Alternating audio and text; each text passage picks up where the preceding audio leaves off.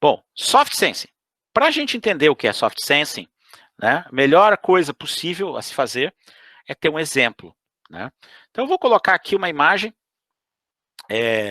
Essa imagem é uma imagem da Wikipédia, tá? Eu não botei a fonte aqui, mas ela é uma imagem da Wikipédia. É uma imagem que todos nós, engenheiros químicos, conhecemos bem, tá? É uma coluna de destilação contínua, uma destilação fracionada, onde a gente tem uma mistura de líquidos de diferentes volatilidades, né? Diferentes volatilidades. E aí essas diferentes volatilidades propiciam que a gente tenha a chance de separar, né, ao longo de uma coluna. E aí a gente tem a corrente topo, a corrente fundo, né? Tudo que a gente já aprendeu em operações unitárias e que a gente vem aprendendo ao longo do curso, né? Então eu vou mostrar um exemplo de aplicação de...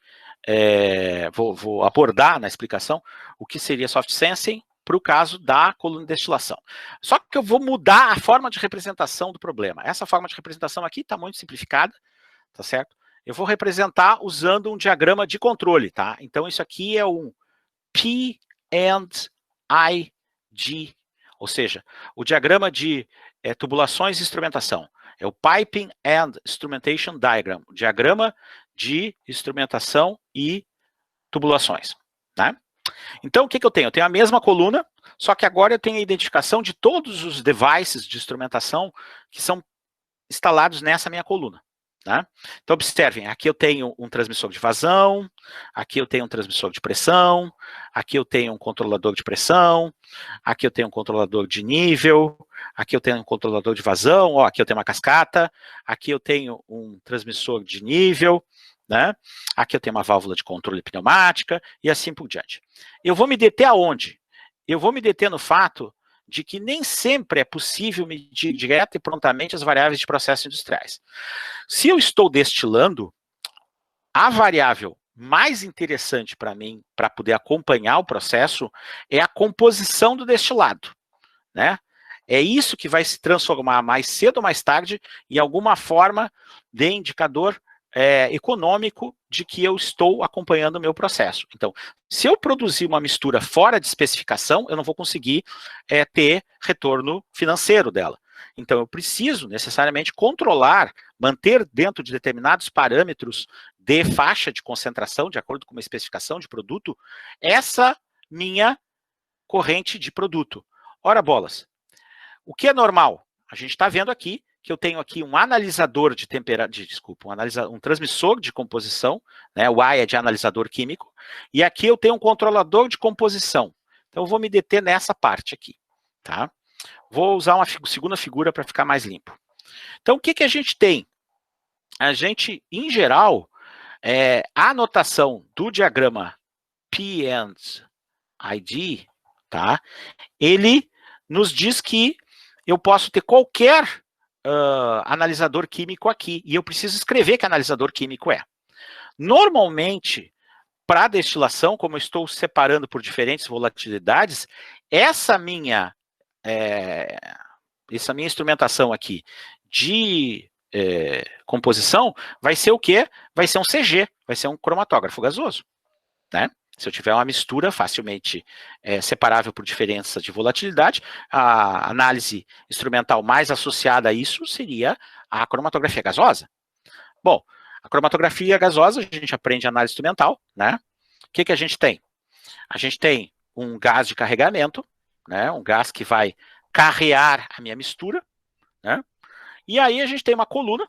Essa coluna é uma coluna que pode ser uma coluna de fase líquida, de fase dissolvida em sólido, tanto faz, né? E aí, pela diferença de tempo de eluição, eu vou ter o efeito de separação cromatográfica, onde no detetor de saída do cromatógrafo, eu vou conseguir ter os picos, e aí a gente vai lá, mede os picos, né? Mede os picos, soma os picos, determina qual é a composição, né? Agora, observem, a gente está fazendo isso num processo químico, industrial, real. Ora, eu tenho um atraso de tempo associado à análise química. Se tudo der certo, de pelo menos 15 minutos. porque é o tempo que eu levo para ter o resultado dessa análise. Eu tenho resultados de cromatografia gasosa que podem demorar horas.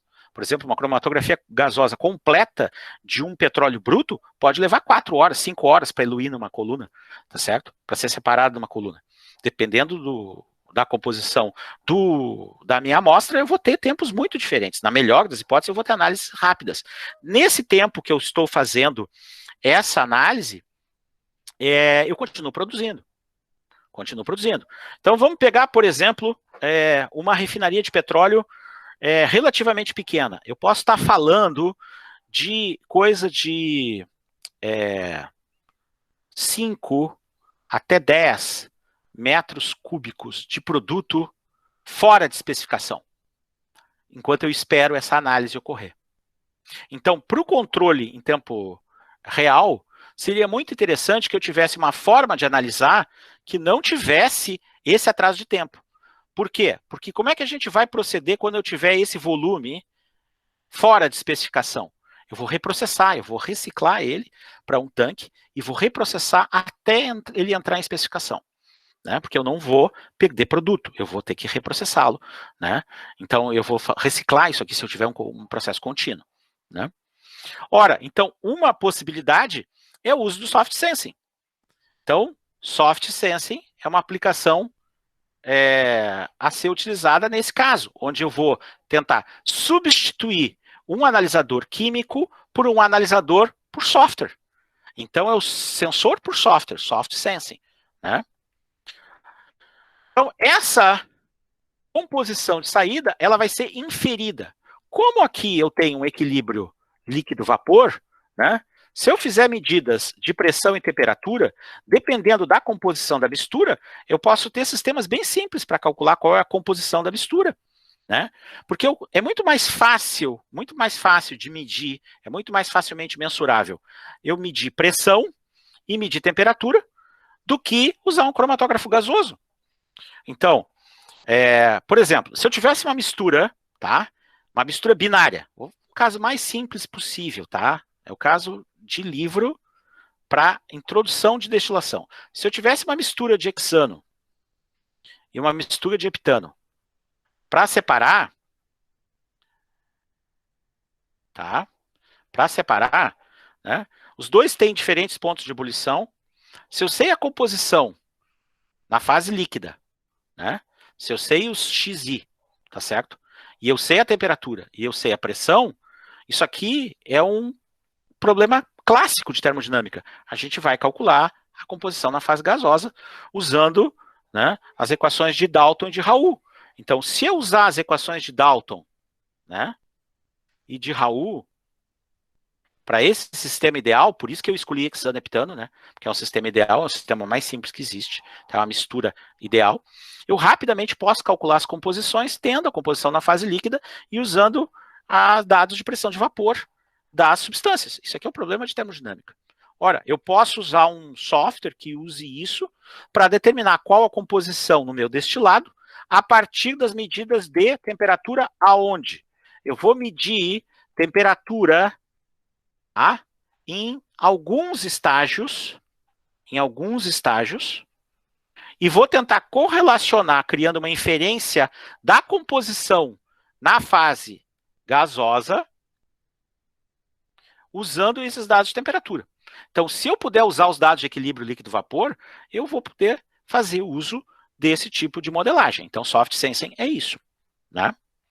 Bom, o que a gente tem? Né? A gente tem uma nomenclatura que não é padronizada, tá? Eu estou usando o termo soft sensing, mas algumas pessoas chamam de analisadores por software, outros usam sensores por software, alguns chamam de sensores virtuais, outros chamam de virtual analyzers, tá certo? Virtual analyzers, tá? Particularmente, existem alguns autores que fazem algumas diferenças entre eles. Eu particularmente acho que é importante a gente entender o que é o conceito, mais do que a gente ser muito rigoroso no respeito desse conceito, tá? Então, essa técnica de inferência de variáveis a partir de outras, que são mais facilmente mensuráveis, a gente chama de, eu vou chamar aqui de soft sensing, tá certo? Bom, o que acontece? Nem sempre nem sempre, nós vamos conseguir usar equilíbrio líquido-vapor, por exemplo, para calcular a composição. Então, né, esses sensores por software são modelos inferenciais que usam variáveis facilmente mensuráveis para estimar variáveis de processo que são difíceis de medir. Então, é uma troca, né? Devido às limitações tecnológicas, né? Ou seja, são variáveis que eu não consigo medir mesmo, ou grandes atrasos de tempo, que foi o exemplo que eu dei da coluna de destilação, ou o custo fixo de investimento muito alto para eu comprar aquele analisador. Observem, a gente podia, né, querer usar um NIR aqui, usar o infravermelho próximo para analisar essa composição, né? Poderia.